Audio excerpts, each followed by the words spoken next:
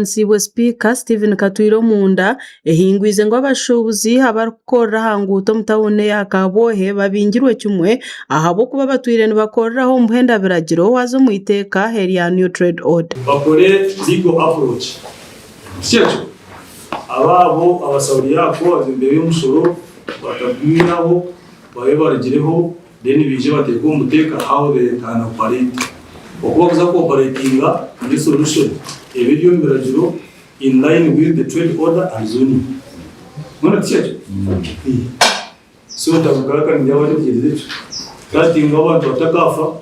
icyo ni mugamba abantu bitu batafa bakitobo kwata umuriro kandi batabatira umuteka.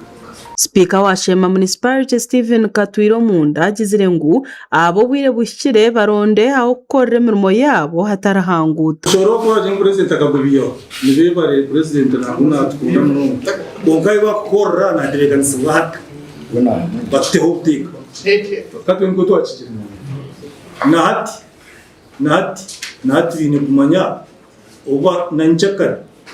nato mwazi ubazaho ntatebekanisi bahaka bona cyecho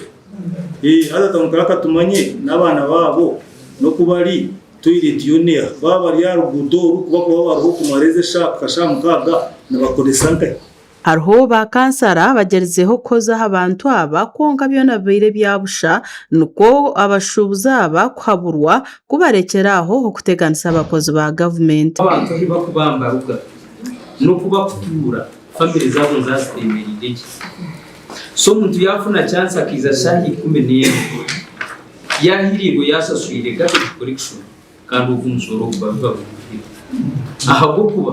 twena tugo mu mbera zitakwingana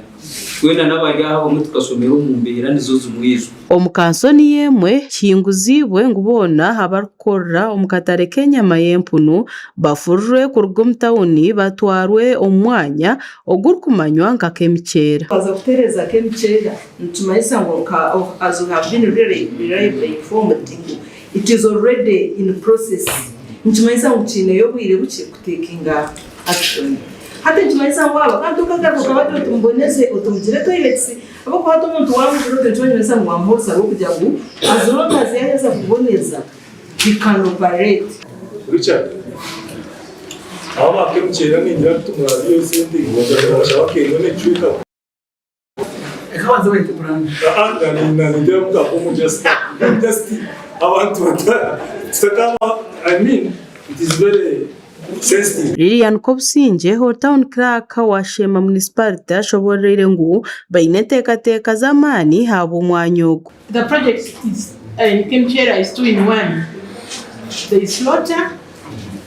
and the hotel. So we may not exhaust it here. Let's get a concept from the study from the technical team. We discuss it at executive level and even your committees will access. Eji hebere kanso ya muheru yenchuro yo bobembezobu kandi kanser kurataho neija kurahizwa 2018 hebyo kwezo gashako Gerard tugumu muri Shema.